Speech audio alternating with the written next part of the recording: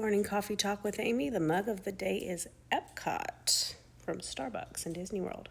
Also, don't judge me for this mess. We had an impromptu party last night because LSU tailgate got rained out, so everybody just came over here, and it was fun. R.I.P. LSU Tigers and probably Brian Kelly. Anyway, the vestibular topic of today is what tinnitus or tinnitus, however you want to pronounce it, ear ringing, and dizziness have in common. So I'm going to give you like 3 seconds to think about it. You tell me what you think they have in common. 3, 2, 1.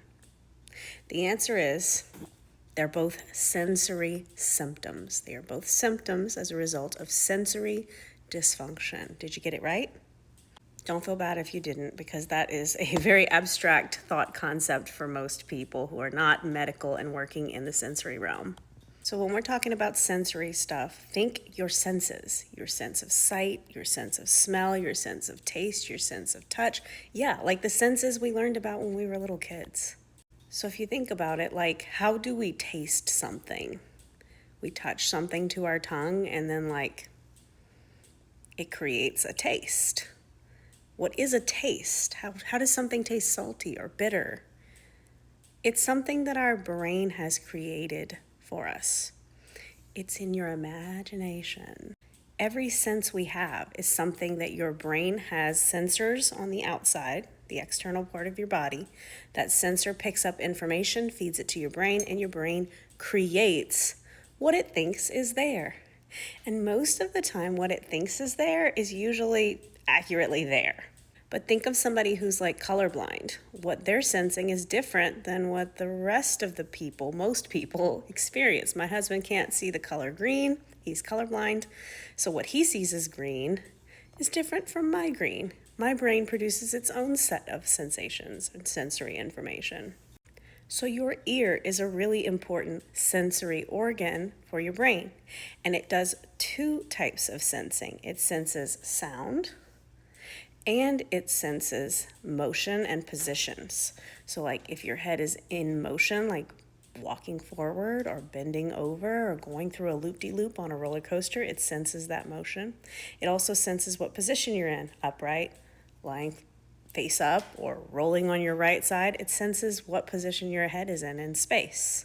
So when that sensory information gets bunged up between your ear and your brain, whether the brain is the problem or the ear is the problem, or the nerve pathways between the ear and the brain are the problem, and there can be a lot of anatomical things that happen to those areas that will cause problems, and your brain itself can have a problem with it. The sensory information getting bungled up with the sound, with the sense of hearing, can cause rogue sounds to happen. Your brain can be sensing a false sound. And a common false sound that most people will experience is a ringing sound. There's no ringing bells in the room for most people at most times. So when you hear a ringing sound, you feel crazy. You feel like something's very badly wrong with you. But most of the time, it's like 90% of cases, it's hearing loss. Hearing loss at certain frequencies causes your brain to experience that ringing sound at certain times. And in the same way, if the motion sensing abilities of your ears are bungled up in some way, you're going to feel dizziness. You're going to feel rogue senses of movement at inappropriate times, like you sat up from bed and then you felt spinning for a few seconds. Or you went to stand up and you suddenly felt like you were being lurched forward and you tipped forward on your feet. That's dizziness. So the answer is tinnitus or ear ringing and dizziness have in common that they are both symptoms of sensory dysfunction. So this has been a long one. If you're still with me, comment your favorite Disney emoji, Disney associated. Now I gotta go clean this house. Happy Sunday.